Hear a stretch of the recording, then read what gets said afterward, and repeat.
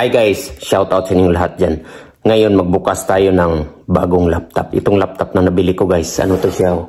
Microsoft Surface laptop.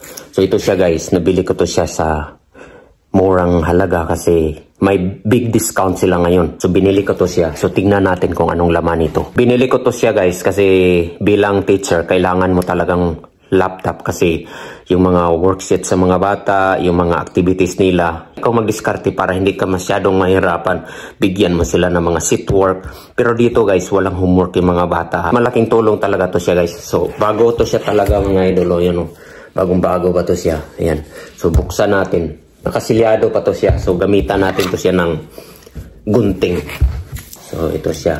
Buksan natin to siya. Silyado pa talaga to siya dito mga idola. Tingnan natin kung anong laman. Ayan o.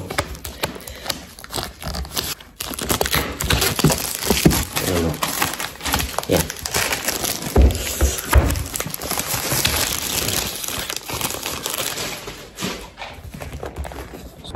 Binili ko tong medyo magaan lang. Kasi magaan sa bag.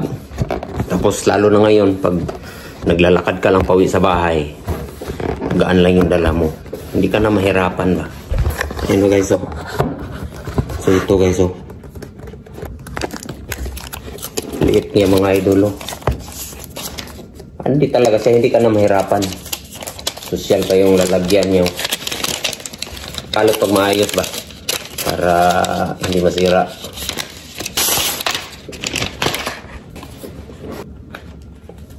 Ayan, oh.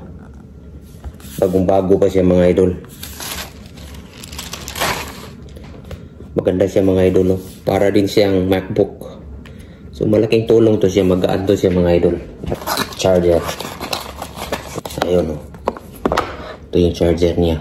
Simple lang sila dito. Charger lang. Saka ito.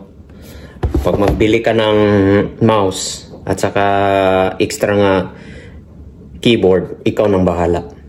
At guys, maraming salamat sa walang sawang pagsusuporta sa aking mga vlogs. Ingat kayo dyan. Have a nice day. Bye-bye.